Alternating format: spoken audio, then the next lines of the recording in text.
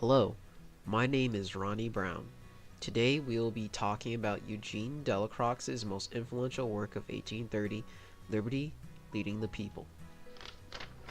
Eugene Delacroix was born in Charlton, St. Maurice, in France, on April 26, 1798. Delacroix's father was a minister at Foreign Affairs and served in Marseilles and Bordeaux. His father died when Eugene was of 7 years old. His mother also departed when he was 16, leaving him orphaned. He left his school Lycée Louis Le Grand in Paris to begin his studies in the artistic world. Sponsored by his uncle, he joined the studio of a painter by the name Paris Narcisse Guerin. In 1816, he enrolled at École des Beaux Arts. Delacroix's early works were usually of religious subjects. For example, the first of his works he exhibited at a saloon in Paris, Dante and Virgil in Hell, made in 1822. A saloon was a public art exhibition for mainly the wealthy to look upon the works of the most promising students from nearby art schools. These schools would teach a very closeted way of thinking and painting and doing art, this system being called the Academy. In the 1820s, Delacroix turned to creating depictions like the Mask of Arcturus in Greece on the ruins of Missolonghi, 1826. Delacroix actively showed his distress with the atrocities of war, never idealizing death and showing it foremost. All this leading up to his most famous painting at the time. During 1830, Eugene was now an accomplished artist and is pined as being one of the first few leaders for the next movement of art, Romanticism, a emphasization of subjectivity, one's view on the current events, and inciting cause. This famous painting of the time in 1830 was called Liberty, Leading the People, made in response to the July Revolution of 1830, July 28th, following the Three Glorious Days. Liberty, Leading the People is a oil on canvas painting. Following a triangular focal point for the view, we'll start at the bottom center of the painting. Here, the bodies of the dead, fallen, and wounded are closest to the viewer. We can see a man in nothing but a shirt and some socks laying on the ground, bloodied. Armed soldiers can be seen on the right in uniform, laying defeated over their makeshift barricade. As we move up to the middle of the painting, we can see a woman holding the tricolor flag, looking back onto a mob. She is liberty personified and is holding a bayoneted rifle in her left hand. She wears what looks like to be a torn gown, exposing her bare chest. For a depiction of a woman of the time, she doesn't fit the criteria that most women in the art in the past had to bear. She doesn't look domesticated, religious, or beneath that of man. She is leading this charge over dozens of dead bodies. Even the man at her feet can be seen looking up to her, almost praising her.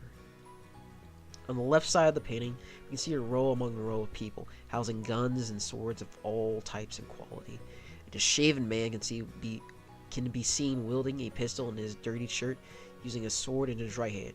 Right in front of him is a man in finer clothing, signified by the top hat he wears as well as the coat. These two show that this fight wasn't that of one class, but of a group of all people, rich or poor. A quick side note, it's been alleged that the man in the top hat is actually Delacroix. A man named Alexandre Dumas helped to enforce the idea that this was not the case and denied that Delacroix had any physical part to do with the July Revolution. This can be backed up with a quote from the letter Delacroix wrote for his brother, reading, "I have undertaken a modern subject, a bare case, so that, if I do not win for my country, I will at least be painting for it." Finally, all the way to the right, if you look very, very closely, you can see the Notre Dame, and at the top of it is the tricolor flag. This painting makes use of the rule of thirds and keeping everything very tight and compact. Once again, I'll reiterate, the dead are shown at the bottom of the painting, closest to the viewer, to remind us that war and the cost of it were very grave.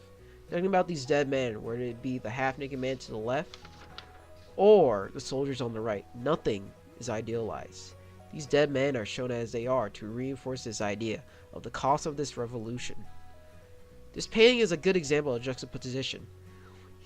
We have a scene of a terrible battle with dead lying all around. And it's the one thing that Delacroix loathes, the atrocities of war.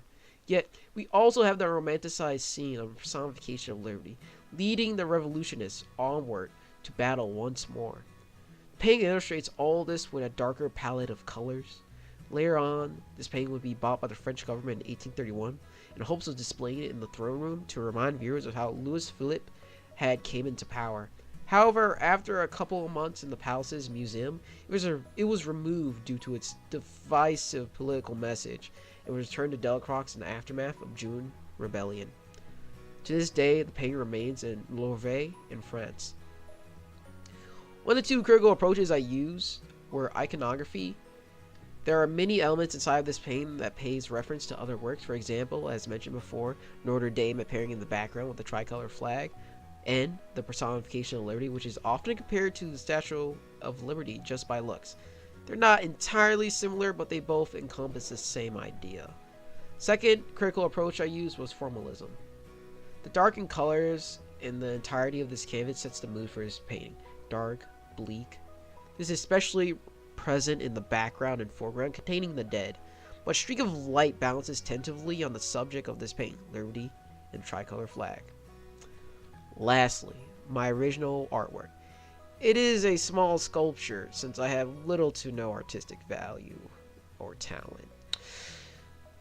It is that of a blooming flower held together by a stem by a self-made wireframe. It bounces on a ball of aluminum foil hammered all around and flattened at the bottom. The petals are made of construction paper arranged in the colors of the tricolor flag, red to white to blue, and then repeating all around. My artwork was inspired by Delacroix mainly due to the fact I simply wanted to pay homage to the history that was the French Revolution as a whole. I made a sculpture in spirit of this.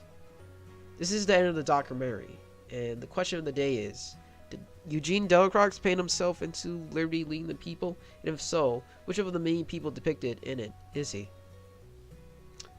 That is all. Thank you for listening.